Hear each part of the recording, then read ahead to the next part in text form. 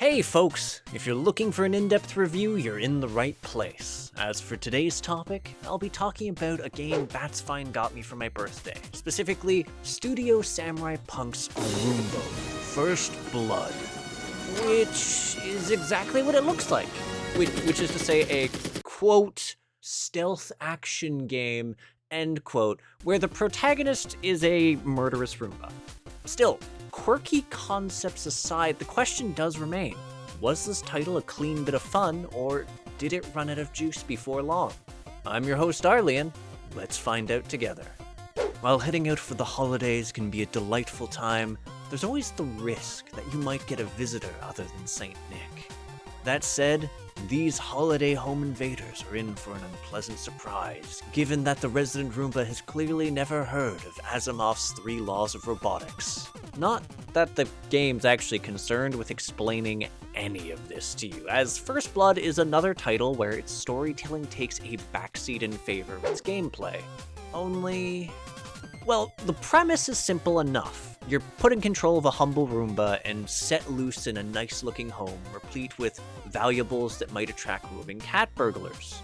Burglars whom you're ill-equipped to deal with directly, forcing you to hack the various objects scattered about the home in order to enable a rated R version of Home Alone. The hacking aspect is legitimately neat, as there's a vast array of appliances to interact with, which provides you a solid range of offensive options alongside some degrees of utility. For instance, sprinklers provide landmine-esque puddles for robbers to slip in and possibly let you escape from them. Lights can be used to stun nearby enemies and keep them cluttered. Windows can be fired off at a burglar that passes near them, and doors actually have options, as they can be closed to redirect enemies or just slammed in their face for some quick damage. And that's not even the crux of everything. You can also pick up items and then fire them off at an enemy. All in all, there is a fair amount of variety in the violence at your disposal, which is needed to a degree given that while certain hackable objects do run on a cooldown, a fair number of them have limited uses, emphasizing accuracy and the usage of the house as a whole.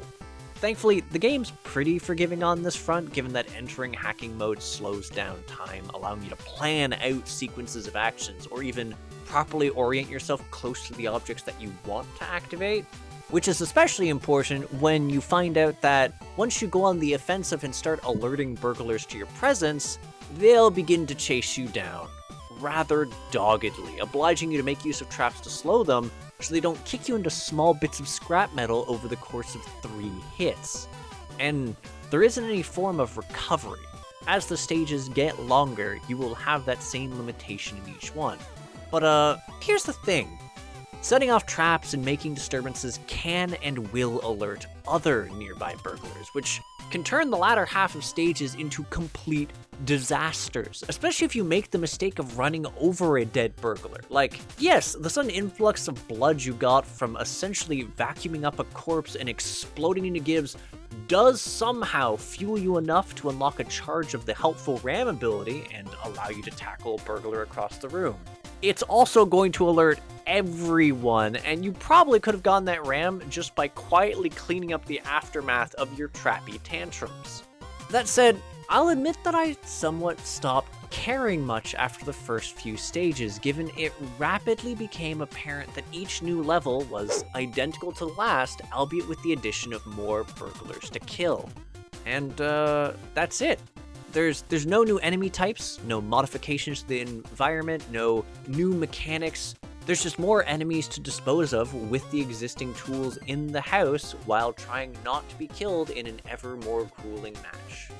And honestly, it is an extremely iterative feeling experience. In fact, it took me beating the game and gaining access to a trio of experimental levels to come across a pair that actually caught my fancy. I say pair because the knife-throwing level felt a bit janky, but the stage with invisible bandits and the one with tiny burglars were both notably fun. Also, in case anyone's watching the video and wondering why I'm just running around and cleaning up around the house, yes, in theory, there is a score for keeping the house adequately clean and covering your tracks. That said, it doesn't actually seem to really impact anything, and I made such a complete ruin of the house over the course of my myriad runs that I rapidly found myself ignoring this mechanic. It just didn't really feel like it had much of a point or place in the game as a whole, which is sort of a shame because I actually thought the game looked really cute, and I was initially sort of interested in cleaning up that house that I dynamically torn apart.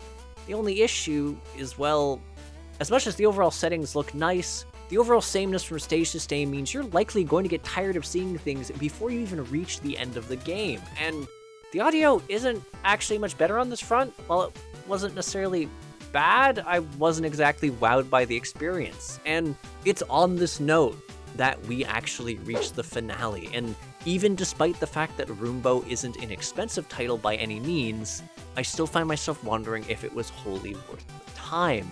If even this review is worth the time. I spent more time on all of this than I did getting through the game, and I had essentially burned through the crux of what it had to show me in approximately the first 12 minutes or so, with the rest of the experience being a simple refinement of tedious mechanics, which is the exact opposite of a promising statement. There's no story to serve as a crutch or to salve the experience either, which honestly leaves me stating that whilst it isn't an experience that's broken, it's one that feels so lackluster and lacking in content that I actually felt obliged to warrant it a fail. That's not to say that I'm not curious about where the team is going from here, since it does look like they're making a sequel and perhaps it will have more variety in it, but I don't know. Anywho, thanks for tuning in. If you agree, disagree, or just have something to say to me, feel free to comment, and if you enjoy my efforts to create new indie reviews, interviews, and gaming content, hit the subscribe button and the bell so you know when there's a new release.